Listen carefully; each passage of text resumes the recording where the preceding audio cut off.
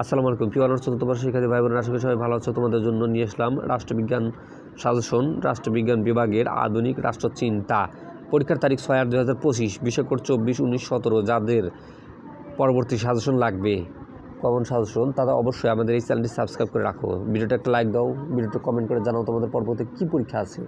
আর যারা ফেসবুক থেকে দেখতেছো অবশ্যই পেজটি ফলো দিয়ে রাখো। তো ভিডিওটা শুরু করব, আশা করি সবাই সাবস্ক্রাইব করেছো। ক বিভাগের জন্য বোর্ড প্রশ্ন 2015, 17, 19, 21 সাল প্রশ্নগুলো পড়লে হয়ে যায়। বিষয় কোড 24, 19, 17। ক বিভাগের জন্য বোর্ড প্রশ্ন 2015, 17, 19, 21 সাল পড়লে আর কিছু পড়তে হবে না। এখন আমরা কথা বলবো খ এবং গ বিভাগ নিয়ে। খ এবং গ বিভাগের যে সাজেশনগুলো দেবো ইনশাল্লাহ, এগুলো যদি তোমরা ভালোভাবে পড়ে যাও আর কোনো চিন্তা করতে হবে না, পরীক্ষায় বুঝতে পারবে কীরকম কমন পড়ে। কারণ আমাদের সাজেশনরা বিগত স্টুডেন্টরা যারা পড়েছে তারা জানে। ওকে, খ বিভাগের 8টি প্রশ্ন আসবে, 5টি উত্তর দিতে হবে। 1 নম্বরে আধুনিক রাষ্ট্রচিন্তার সংজ্ঞা দাও। 2 নম্বরে আধুনিক রাষ্ট্রচিন্তার বৈশিষ্ট্য লেখো। 3 নম্বরে জাতি রাষ্ট্র বলতে কী বোঝায়।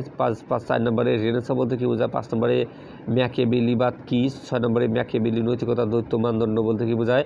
7 নম্বরে লকের প্রাকৃতিক রাজ্য কেমন ছিল। 8 নম্বরে মানব প্রকৃতি সম্পর্কে লকের ধারণা ব্যাখ্যা করো। 9 নম্বরে মন্টেস্কুর স্বাধীনতার ধারণা। 10 নম্বরে সংক্ষেপে ফরাসি বিপ্লবের কারণ সমালোচনা। 11 নম্বরে উদারতবাদ কী। 12 নম্বরে উদারতবাদের মূলনীতি আলোচনা। 13 নম্বরে রাষ্ট্র দার্শনিক হিসেবে টমাস গ্রিনের মূল্যায়ন। যদি ভিডিওটা ঝাপসা লাগে তাহলে রেজুলেশন বাড়িয়ে দাও। তারপরে 14 নম্বরে কাল্পনিক সমাজতন্ত্র বলতে কী বোঝায়। 15 নম্বরে গণতান্ত্রিক কেন্দ্রীয়তা বলতে কী বোঝায়। 16 নম্বরে বৈজ্ঞানিক সমাজতন্ত্র বলতে কী বোঝায়। 17 নম্বরে লেনিনবাদ কী। 18 নম্বরে প্রোলেতারিয়েত শ্রেণী কী। 19 নম্বরে মাও সেতুং নয়া গণতন্ত্রের অর্থ ব্যাখ্যা করো। 20 নম্বরে সাংস্কৃতিক বিপ্লব বলতে কী বোঝায়। গ বিভাগের 8টি প্রশ্ন থাকবে, 5টি উত্তর দিতে হবে। 1 নম্বর হচ্ছে ম্যাকিয়াভেলিকে আধুনিক রাষ্ট্রচিন্তার জনক বলা হয়, বলার কারণসমূহ ব্যাখ্যা করো। 2 নম্বরে টমাস হবসের মানব প্রকৃতি সম্পর্কিত ধারণা আলোচনা করো। তুমি কি তার ধারণার সাথে একমত? উত্তরের পক্ষে যুক্তি দাও। 3 নম্বরে জন লকের সম্পত্তি তত্ত্ব আলোচনা করো। 4 নম্বরে মন্টেস্কুর ক্ষমতা স্বতন্ত্রকরণ নীতি ব্যাখ্যা করো। 5 নম্বরে রুশোর সাধারণ ইচ্ছা তত্ত্ব ব্যাখ্যা করো। 6 নম্বরে আধুনিক রাষ্ট্রচিন্তার বিকাশে ফরাসি বিপ্লবের অবদান কী। 7 নম্বরে গণতান্ত্রিক রাষ্ট্র প্রতিষ্ঠা উদারতবাদের প্রভাব বর্ণনা করো। 8 নম্বরে উদারতবাদ বলতে কী বোঝায়।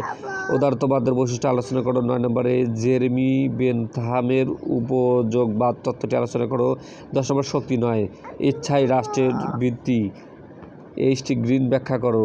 11 নম্বরে বৈজ্ঞানিক সমাজতন্ত্র ও কাল্পনিক সমাজতন্ত্রের মধ্যে পার্থক্য দাও। 12 নম্বরে সমাজ সমালোচনা সহ হেগেলের ভাববাদী রাষ্ট্রচিন্তা আলোচনা করো। কার্ল মার্কসের উদাত্ত মূল্যায়ন তত্ত্ব আলোচনা করো। 14 নম্বরে আলোচনা সহ লেনিনের সাম্রাজ্যবাদ ব্যাখ্যা করো। 15 নম্বরে জোসেফ স্ট্যানলি একদেশের সমাজতন্ত্র তত্ত্বটি ব্যাখ্যা করো।